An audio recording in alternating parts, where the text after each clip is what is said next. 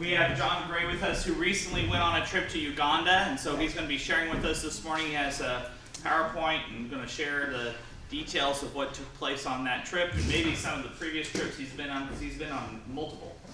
So prayer list is on its way around if you want to fill that out, and we'll get the copies of those set out here before you are dismissed today. Let's open in prayer, and I'll turn it over to John.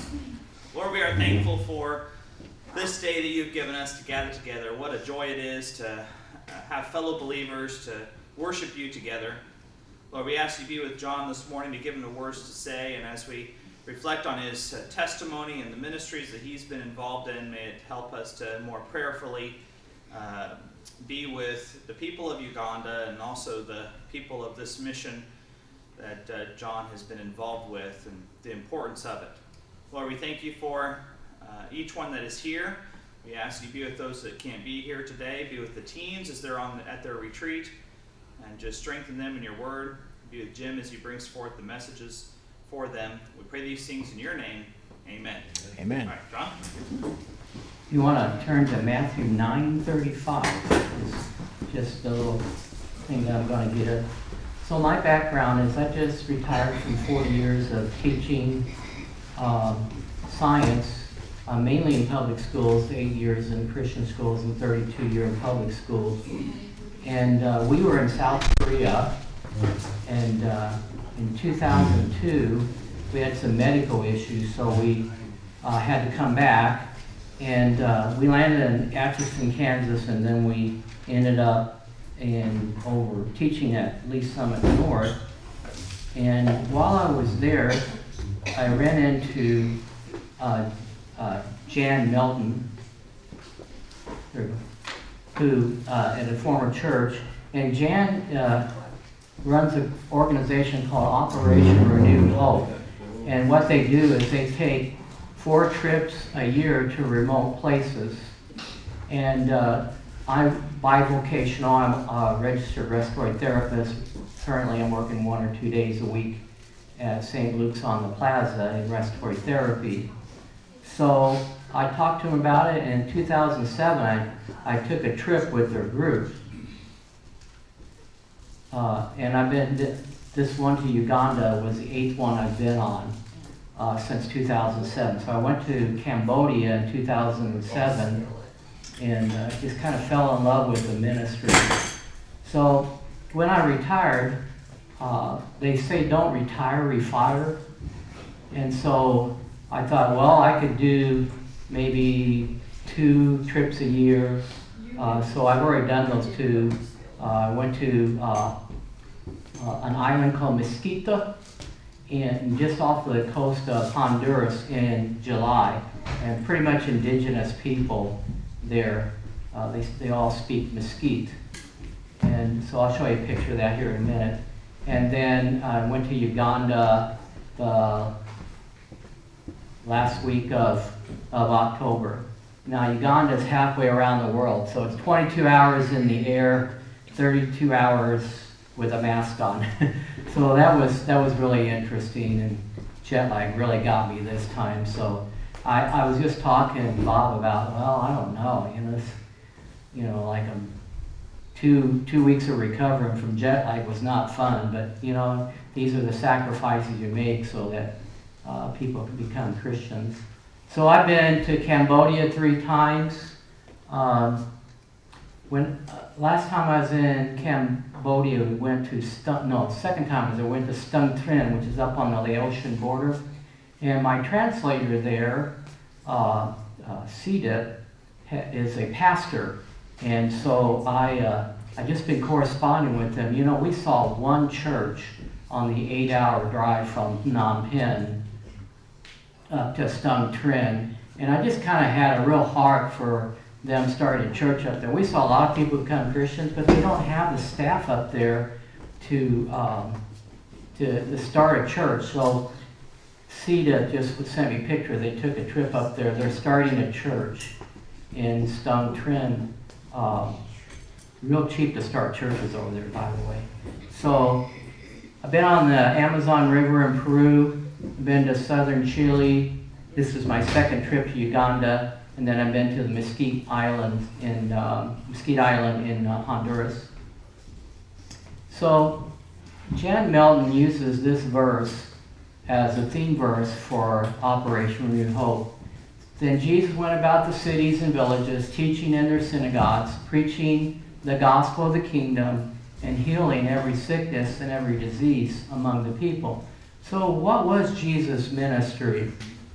Well, the first thing is, it was a teaching ministry. Then it's preaching the gospel, but healing was also involved in that. So when Jan would go visit missionaries, there would be a lot of sick people. Now, what do we do here if we're sick?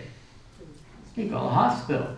Well, number one, there's not very many hospitals around in these remote areas. Number two, they can't afford to go to it anyways. So, Jan goes, well, we need to take care of these people. So he had a vision for going and doing medical clinics in the context of an evangelistic program.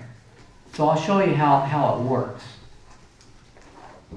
If you look at the next verse there, when he saw the multitudes, he was moved with compassion for them because they were weary and scattered like sheep having no shepherd.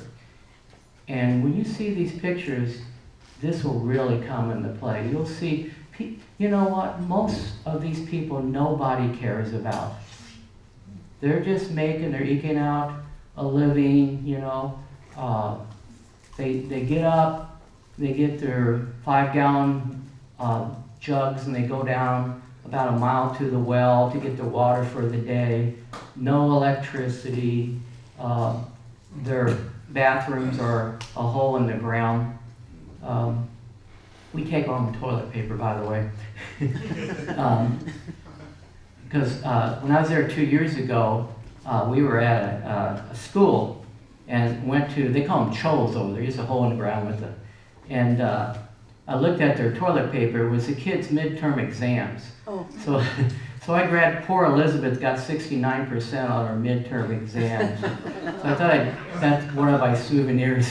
But so that's the way they live. And this is all of Equatorial Africa. And you talk about Togo. Togo's similar. But you go from Uganda all the way to Togo, and this is how most people live.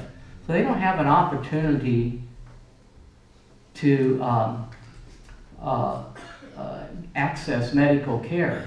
It may be that they got a wound on their foot, and then 3 years ago we show up and that thing is totally infected, a big hole in there. We have to debride it, and they just can't afford medical care.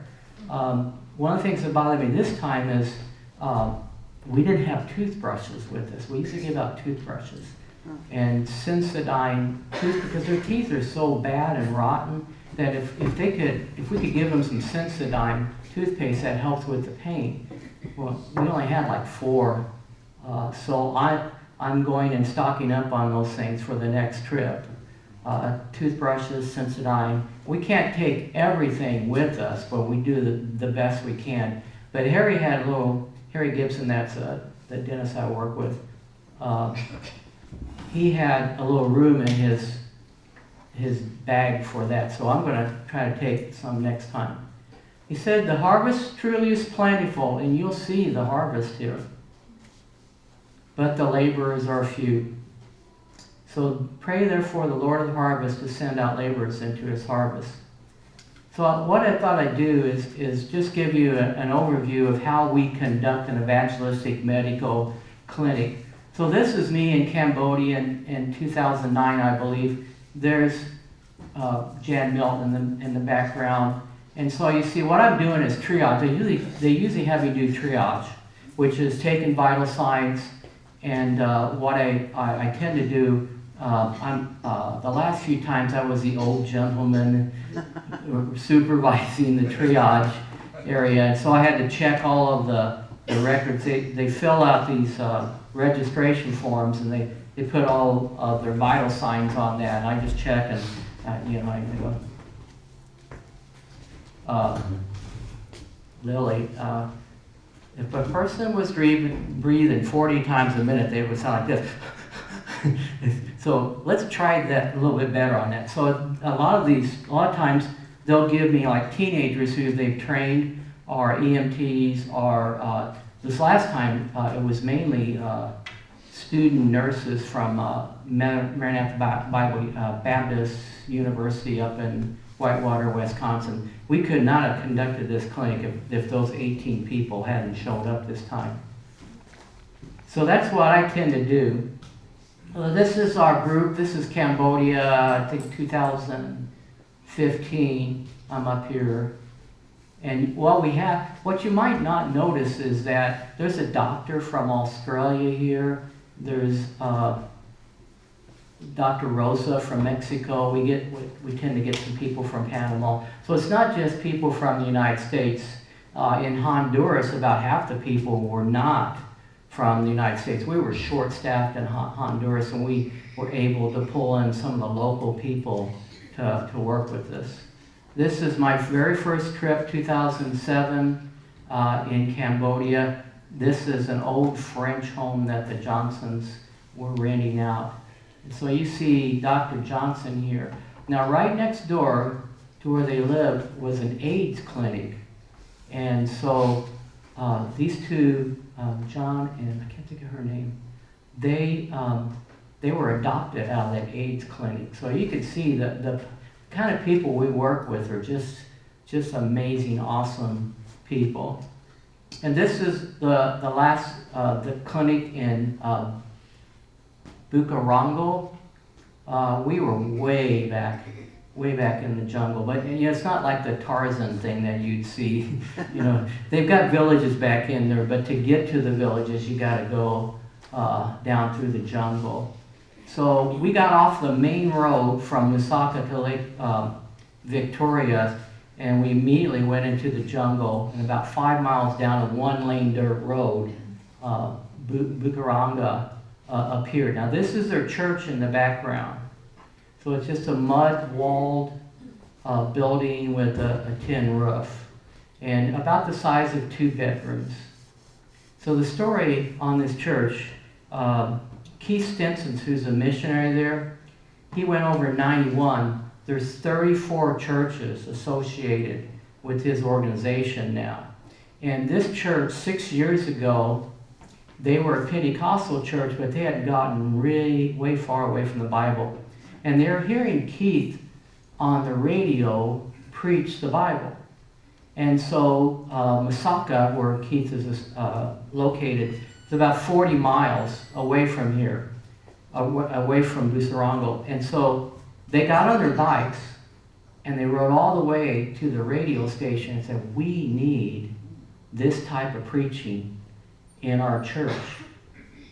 So they sent Pastor Paul, and I'll show you a picture of Pastor Paul here in a minute.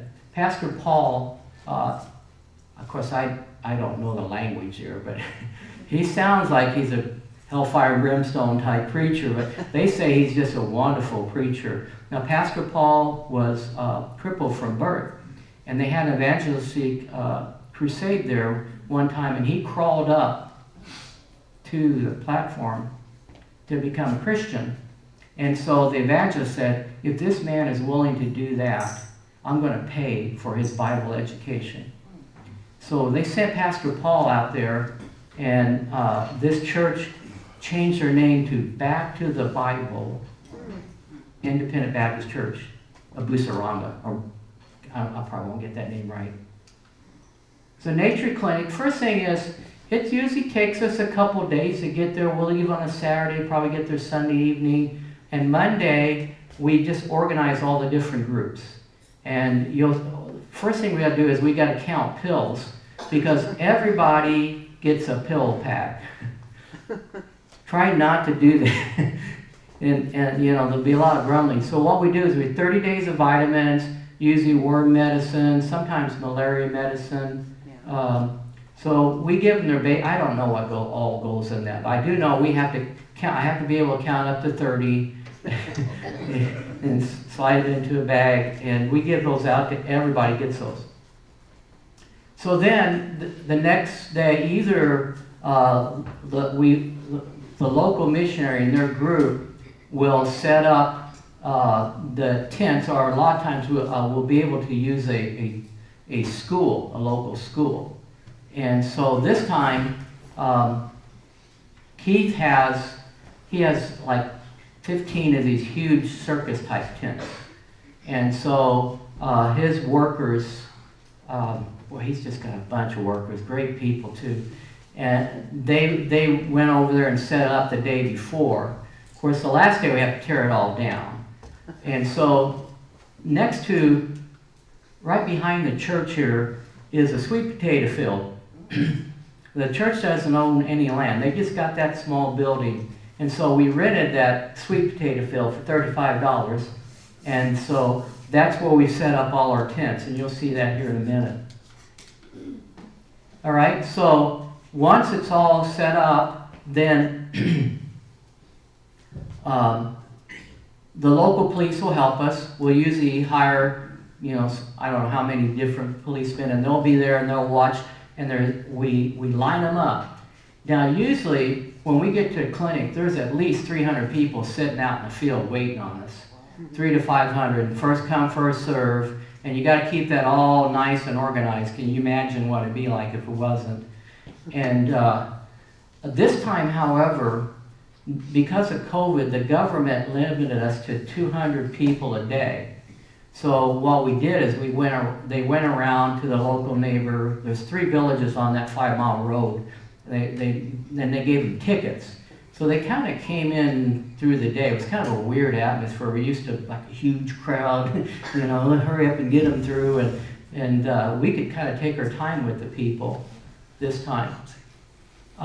Then the next place they go is they take their registration form and they go to Triage. Now Triage, we take their vital signs, and like I said, the last couple times I was the older gentleman that was the last person they saw in Triage.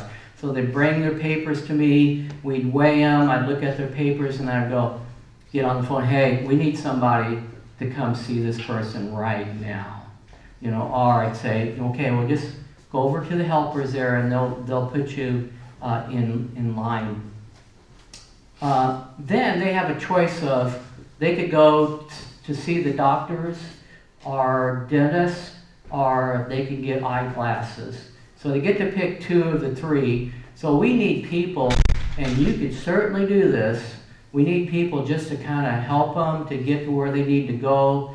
Sometimes an older man or lady, we need to kind of help them along. You can imagine walking around in a potato field. It's not the most easiest place to be. So we have doctors, some of the doctors, like Dr. Durst, go almost every time. Some of them, maybe 1 a year. But that's the crust of the clinic is having good doctors.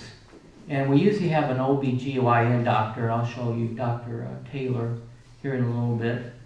All right, and then they go to dental. They can go to dental, which just means pulling a lot of rotten teeth. Because they don't take care of their teeth, So we don't do fillings. We do fluoride treatments for all the kids. All the kids that walk through, we do fluoride treatments. And if we can, we'll take x-rays. And if they need a filling instead of getting their tooth pulled, then we'll give them the x-ray. And if they've got a smartphone, they can take a picture of the x-ray and they could use it. I'm just like, Dr. Gibson, I bet none of these people are going to follow up on that because they just can't afford to go see a dentist. Then we have vision. If you donate your glasses to the Lions Club, what the Lions Club does is they take and put them in different diopters, different prescriptions, and they put them in boxes. So part of our check luggage, we have to check all the stuff. And so part of our check luggage is those boxes. Well, this last time, they just sent me a big bag of them, so I put those in my check luggage, which was kind of cool because the week I got that bag of glasses, we were talking about blind Bartimaeus. And so here is Jesus, taking care of blind Bartimaeus. But you know what we do now is we have glasses. So I felt like, that's the hands of Jesus. God sent us here.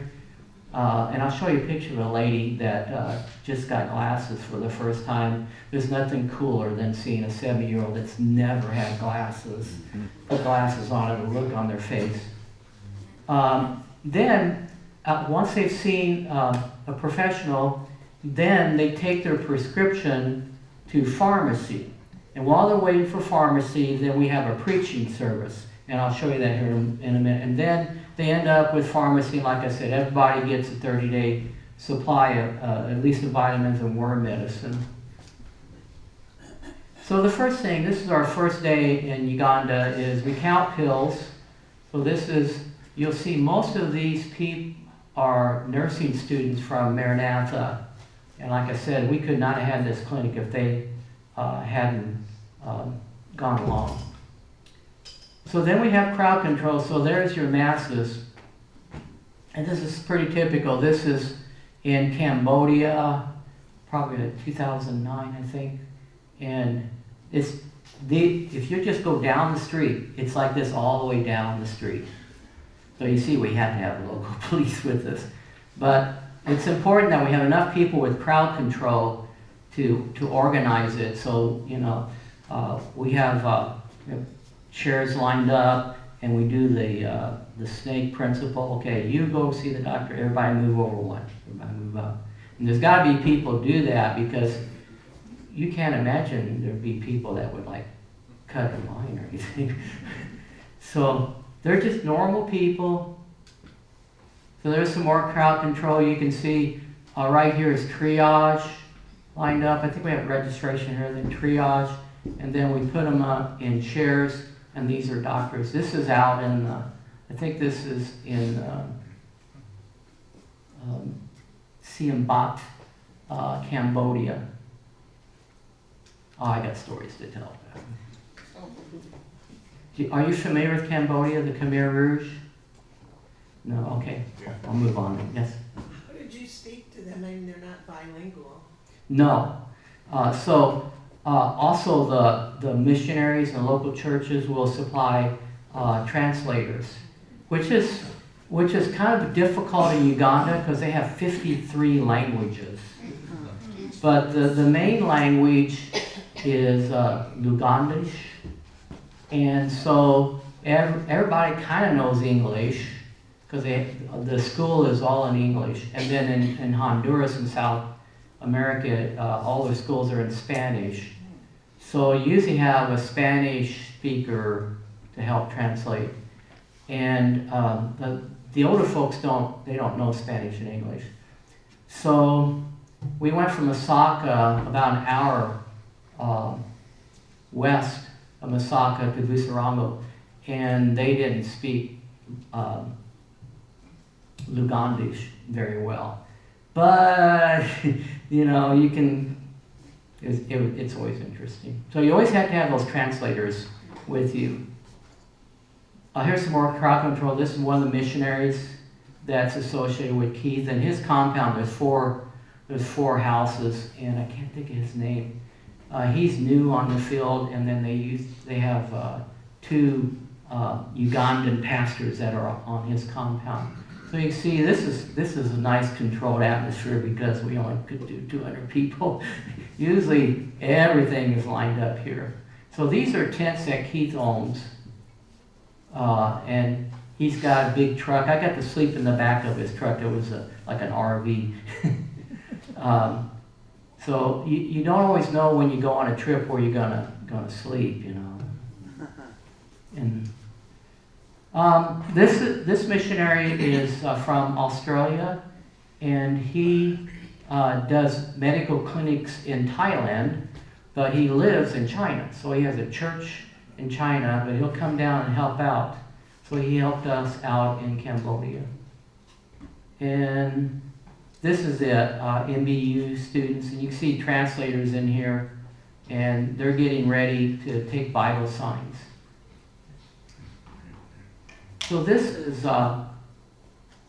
Honduras, And you can see I'm the older gentleman on the side there. This is a Mesquite lady that's an LPN that was helping us out. This is a group of high schoolers. So they'll have a boot camp and they'll spend a week and like they're living off the land. And they teach them how to do vital signs. They do a real good job with vital signs. So these are a youth group from someplace in Pennsylvania. I can't think of the name of the town in Pennsylvania. You'll see we have our translators here along with this lady here is a missionary there in Uganda.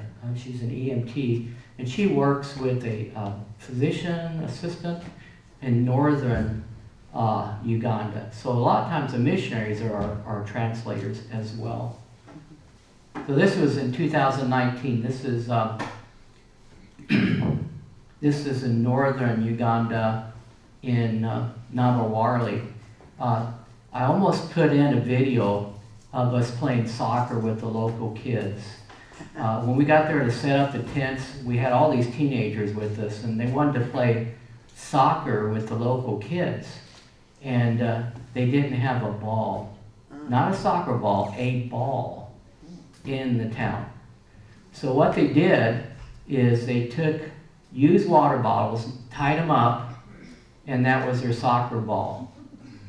Well, in the meantime, there was this young man that was taking banana leaves and making a pretty decent ball out of banana leaves. So I really had a heart being a former soccer coach. So I took a couple soccer balls with me this time to send up to the pastor there in Nabawarli. I want to tell you about this lady here. So this is right off the northern coast of Honduras. There's a lot of drug running through there. The security in Honduras was unbelievable because the drugs that come out of Cambodia, they'll run over and then they'll head north on the ships. And so it's kind of a rough place for the missionaries. But the name of the island is Mosquito, and they're indigenous people, so they speak Mosquito. So this lady here is from one of the villages. Now there are 3 families that came from the villages on the west side of Mosquito, and they all the kids were really sick. They were like 102, 104 fever. This little girl here had 104 fever. So what you have here is this is a Mosquito nurse. She is translating into Spanish to the missionary from northern Uganda. I think her name's Erica, who is translating from Spanish to English to Christy Holzhauer, Christy is kind of like our main go-to person. She's a physician assistant. Now, this lady had been witnessed to. So they had gone, they'd knocked on her door and witnessed. But these people are hard people. They're part of the cartel through there, and they also believe that if they leave their Catholic church or their Moravian church, they'll go to hell. They've been taught that, you know. So can you imagine this lady here? This girl was so sick that we had to put her on a speedboat, about an hour on a speedboat over to the mainland, to the hospital. And she goes, well, I can't afford a hospital. Well, we always have funds set up for that reason. So if we get really sick people, we have these funds all set up, ready to, so we go, there's no problem there. We'll pay for the hospital. And she was in tears.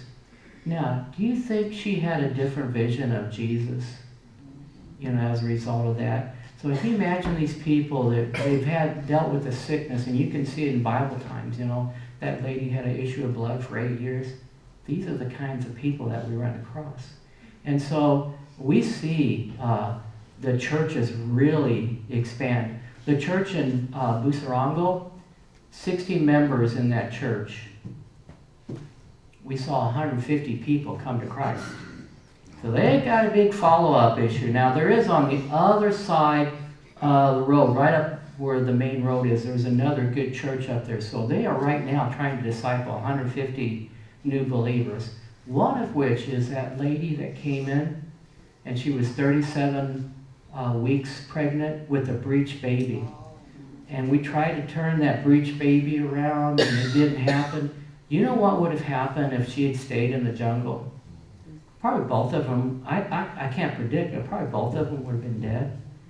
So again, we got this fund, so we said, look, we're going to go find a doctor. Now let me tell you, I asked Dr. Johnson in Cambodia, what's his main goal, because he's actually a cardiologist, a board-certified cardiologist, but I said, what's your main goal here? He goes, protecting the people from the Cambodian doctors. So we don't always know if we're going to send them to the hospital, what's going to happen at the hospital. When the people come to the clinic and they look and they see who the doctors are available, they don't go to the Ugandan doctors.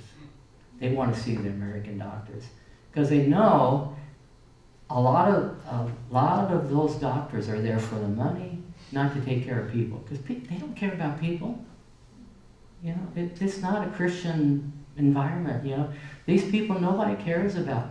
So we found a good OBGYN in a hospital that could do C-section. So you probably heard that when she got to 39 weeks, they put her in the hospital, let her rest.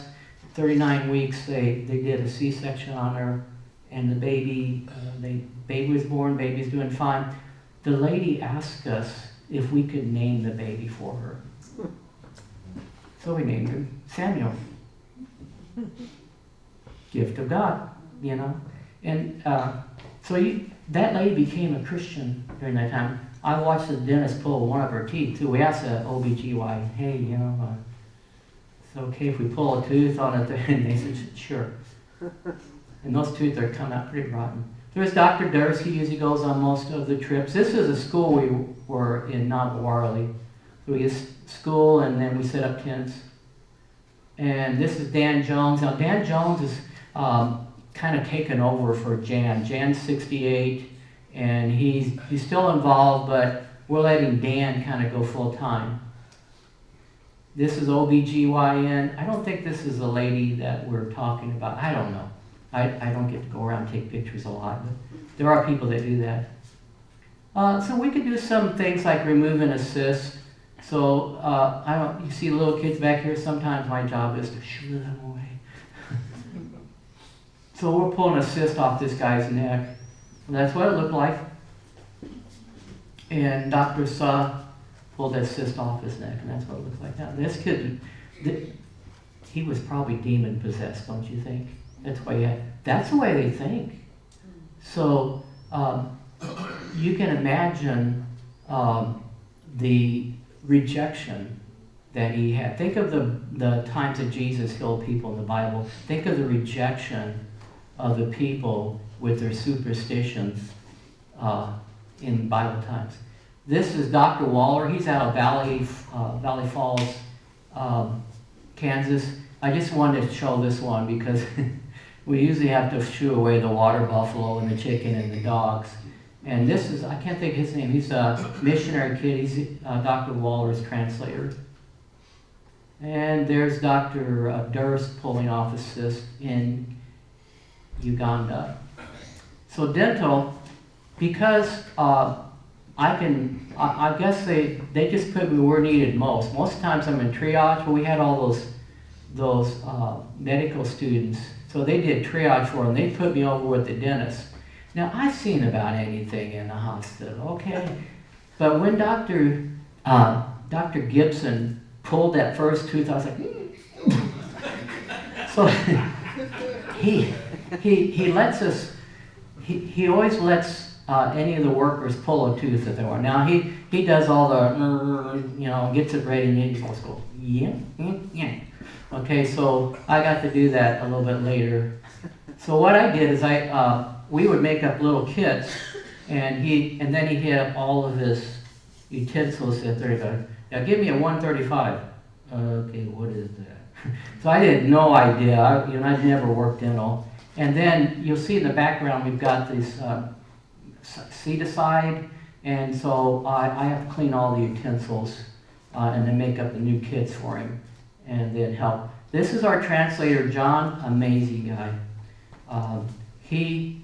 One day, an 80-year-old man with a cane came walking in there, and we couldn't do anything for him because his teeth, they're going to fall out. So we gave him our last thing of Sensodyne, but John saw that his boots were like paper thin with holes in them. He's working out, in a potato field or whatever, and so John had a new pair of boots in the back of his car, and he went and got them and gave it. That's the kind of people we work with. He's just amazing, and he's a bricklayer. And what you have is, if you aren't very rich, you have a mud-walled house. But if you can afford some bricks, they make some decent brick houses over there. So that's what John does. He's made a lot of the churches, of 34 churches. He's built some of them. So there's Dr. Gibson pulling teeth. I'm back to throwing on. Maybe you know Adam Naylor. He's from the area. He has a practice up in Parkville. So I just threw him in here. And this is Dr. Myra. Now Myra, the original clinics were in Panama. So we get some people that'll come along from Panama. So you see, it's not just United States, but we have people from different countries in the world. If we have room, we will take along expandable shoes. So we will do this when we know we're going way back in the jungle and we know those kids don't have shoes. You say, well, their feet will get used to it. What if they get a cut on their foot? What about the worms that come right through the soles? And in Uganda, if you don't have shoes, you can't go to school. So we'll take expandable shoes along, and if you're interested and we're doing that, I can give you a link to a GoFundMe on those. So that's what they look like. And this front here, you can attach it all the way up here and make a smaller shoe, and then you've got Velcro on the side. So you start out with the smallest size, and then as their feet grow, we figure we get about 7 years out of those shoes. 5 different sizes, about seven years. So that's one thing we tend to do. And we just kind of look and see what the needs are. Toothbrushes, toothpaste, soccer balls. We'll take if we have room, because we got to take everything with us. So then we have the vision clinic. So usually Sue Carroll, who's trained on this, she's not an ophthalmologist or optician or anything, but the Lions Club has a training program for you to be able to use their device. And you could pretty much, when you go to a doctor's office, when you do that first machine, pretty much that tells them, but what works for them. So Dr. Dempsey, he died a few years ago. This is him in Cambodia. So you can see how he's using this device. There's Sita, the translator that is starting a church in Stung Trinh, good friend of mine. And so they just look through there, kind of looks like that. And they pretty much, I even got a picture of the readout. It'll tell you pretty much what works for them. So there's all the boxes with the different diopters, like the -1 if you're nearsighted, and positive if you're farsighted. So of course, how do we get the gospel in? Well, we give them gospel tracts. If they get those glasses on, now read this gospel tract. Read it out loud to us and tell us what it says to you. So you can always throw little things in there. But this lady probably never had glasses. Then we have pharmacy. So we have to take all our medicines with us. If we think there's good pharmacies in the place we go, we can buy local.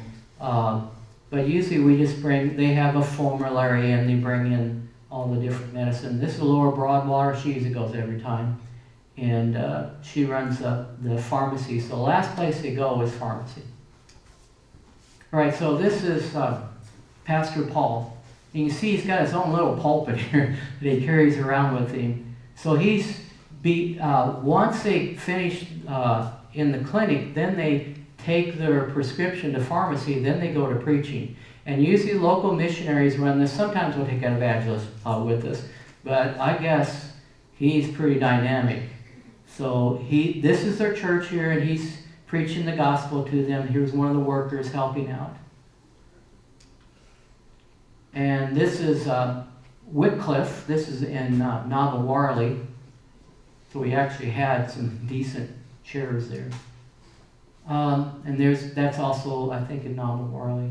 So you see, this is a church in Navarre. I remember Pastor one time saying on Facebook, if your church looked like this, would you go there? And then I immediately sent pictures of churches from the rest of the world. I go, well, I tell you what, people go to these churches because it's not the church, is it? It's the gospel. It's the preaching. So there's Dr. Johnson in Cambodia. Dr. Johnson left a good career in cardiology. Got degrees in theology and in medicine, and he went to Cambodia. Just my hero. And there are. You can see the jungle behind, just showing where we are out in the jungle. Now the church people will go around with their Bibles, and they'll go up and down the mass. And what do you have to do? Just sit there and wait. So they'll go out and witness to them. So we call her the Bible lady in Cambodia. There she is going down the line, just preaching. And then, of course, we give out tracts. They do have Chik tracts in Cambodian language. So that's what these are. So this is a youth group from Atlanta that went with us to Cambodia back in 2011. A lot of times it's not the most convenient way to get to places. So this is the Mekong River in Cambodia. We had to go across the Mekong River, and it did make it across there.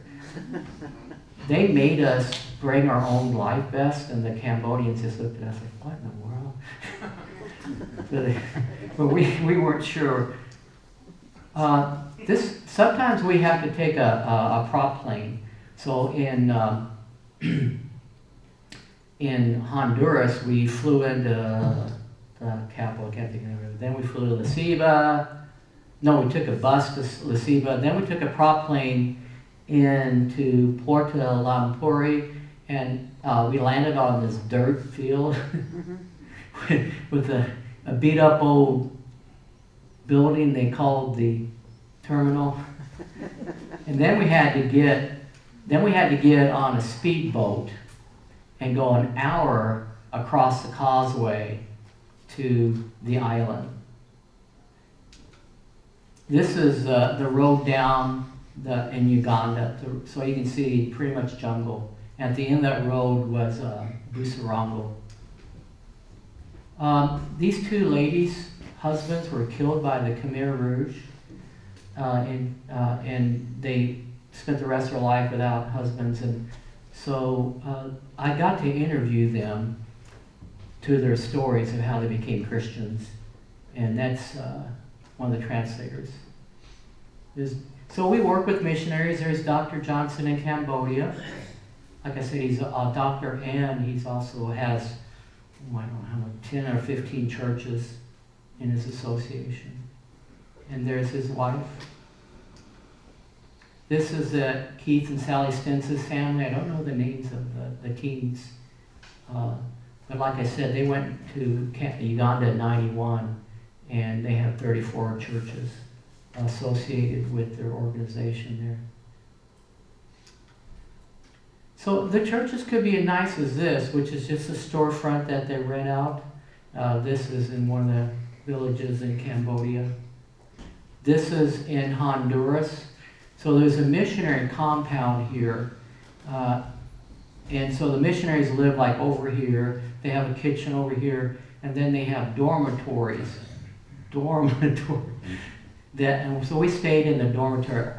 there's no electricity on this island. But he's got a generator, so he would turn his generator on at night so we could have a fan, because it was 90 that day, 80 at night, and really humid because it rains like almost every day, hopefully just for 30 minutes or so. That was not a comfortable time for me, because I would come back to the clinic and take a shower, and 15 minutes later I'd be full of sweat again. So this is the sacrifice you make, Grace, what Jesus told me. So there's a lot of times their churches are just tents. This is one in, I can't pronounce it in Cambodia, Ryu. This is Pastor George, this is Naba Warley. That's the church they meet in every week. Now, I bought him a bicycle so he didn't have to walk 2 miles from home to the church. So, I mean, these people are really, really poor. But can you imagine the sacrifice to become a pastor in a third world country like that? Now, they do have a pulpit they pull out that sits back here, but most people just sit on the floor. And then that's the church that the last trip I took in Uganda. That's the front of the church. So back to the Bible, Independent Baptist Church. What happened was they're putting 60 people in 2-bedroom size church there, and they have no land. But about 100 yards up the road is, excuse me, a field. And the field cost them $1,000. So we all pulled out, looked in our wallet. We raised the money right there to buy that field. So they're going to put a church, and that field's a hectare, which I don't know. It's kind of like an acre of land. So they've got room to build a church here. Now, Keith said, don't give them money to build the church. It costs about $1,500 to build the church, and it's going to be a brick church. But he goes, maybe you buy some bricks for them, make them build a church. Otherwise, they don't have buy-in. So it's a two-way thing. The people have to do their part. You can't just hand out to these people. They've got to buy into the church. So anyways, they're going to build a building there, and hopefully it'll be much bigger so they can take care of the follow-up that they have with those people. So hopefully my goal is to go as many trips as God allows. There's got to be funding available. I was able to fund these 2 trips, but I'm looking to go to Albania. Now they've got a trip to Haiti. What's the next to Haiti? Dominica. They're going to go there in January, but I've got a previous commitment. So hopefully Albania in May 22, and Peru. That's it, back in the jungles in Peru.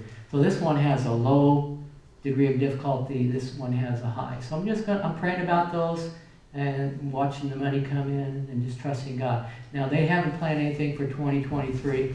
My goal is, as long as I can keep doing this, I would like to do as many trips as God allows. All right, so questions? Are we done? Where do you get your medicine? Is it donated? No, they buy it. Yeah, and they carry it back. Yeah, it's their, usually, a lot of people just take a backpack for the 7 days, and then the 2 things they check, like that dental chair, it's a suitcase. It folds up into a suitcase. All the equipment we carry in. Yes, ma'am? I don't know where Albania is.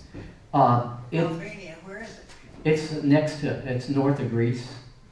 North of what? Greece. Okay. Yeah. Almost in Europe. Yes. We get to stay in a hotel there. Where does the funding come for all of the people on the trips and for you?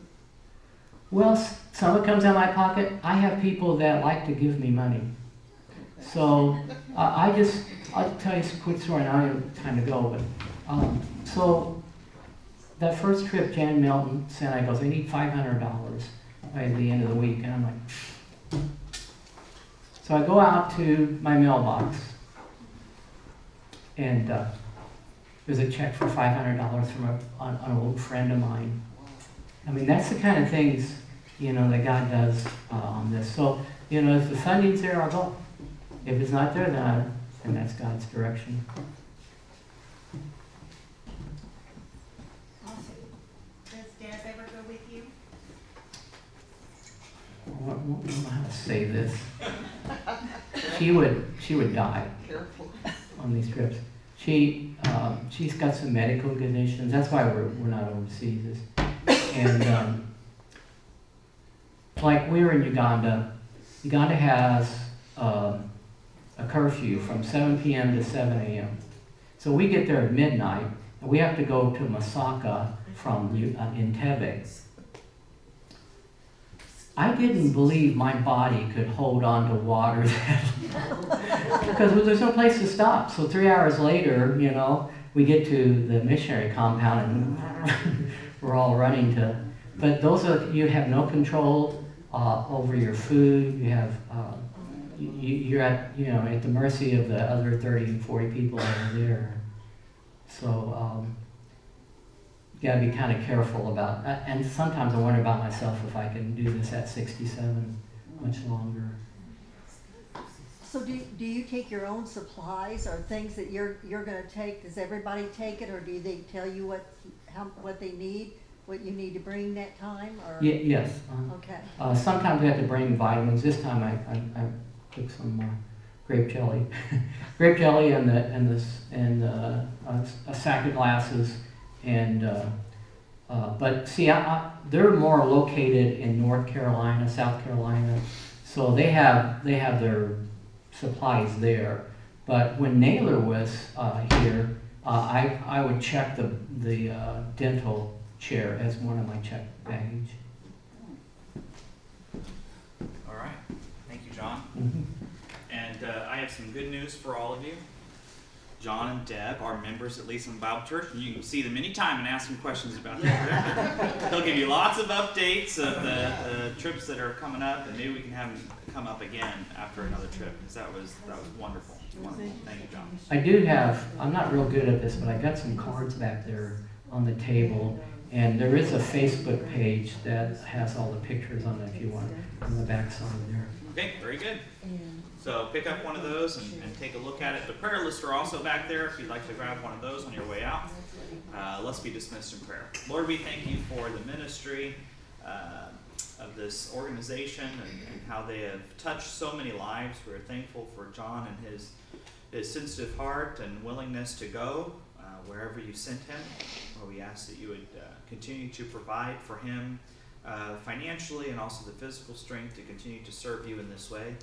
Lord, we ask you to be with the services that are following this, and we bring glory to you and pray these things in your name. Amen. Amen.